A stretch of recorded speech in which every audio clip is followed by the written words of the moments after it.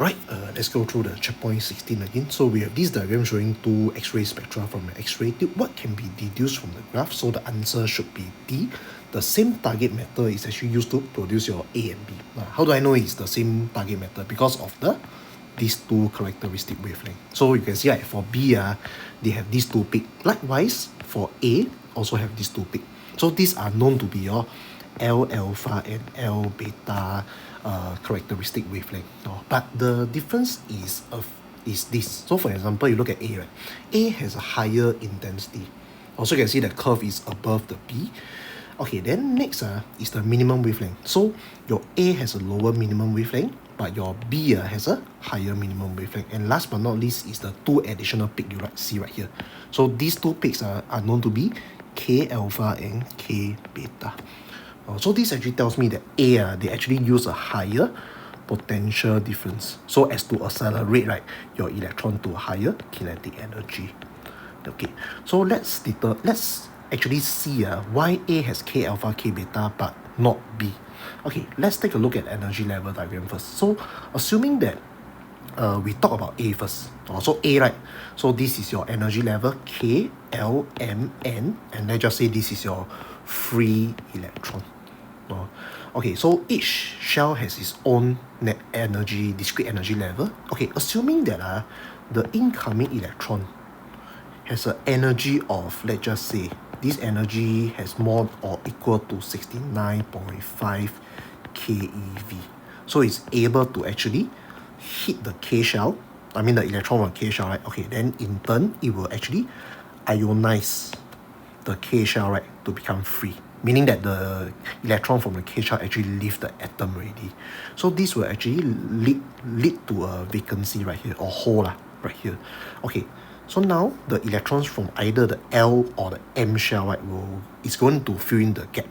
So high chance is that the electron from the L shell is going to de-excite, and in the process of your de-excitation, your X-ray photon is being emitted, and this X-ray photon is known to be K alpha.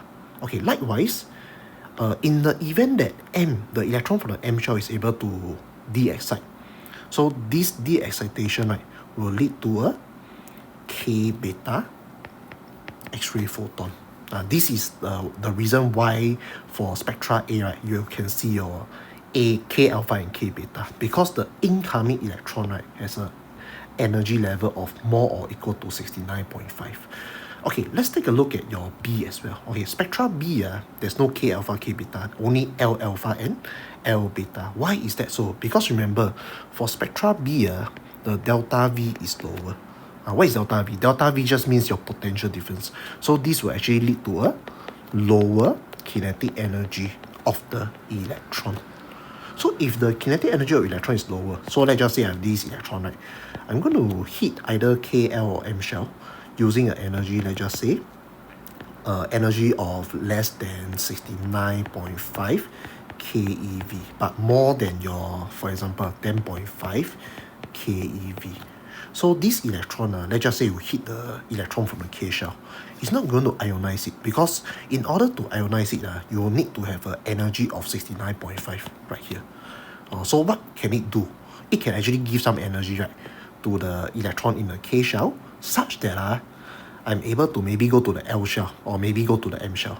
But notice one thing is that this L shell already is fully filled already, 6 electrons. Remember the 1s2, 2s2, 2p6, right? Okay, then for M shell, there will be a total electrons of 18 electrons. So they're all fully filled. So it's not going to occupy the L shell and M shell. So this electron, the incoming electron right here, right, is not able to so-called ionize the electron from K shell. So what it can do, right, it can actually ionize electron from the L shell. Because you have an energy, right, you have a kinetic energy of 10.5 keV, more than 10.5 or equal to 10.5. So this electron right here is going to get ionized out of the atom, so leaving a vacancy right here, or hole right here, right. So in turn, the electron from the M shell is going to de-excite. In the process of de-excitation, of course, it will emit a photon of L alpha.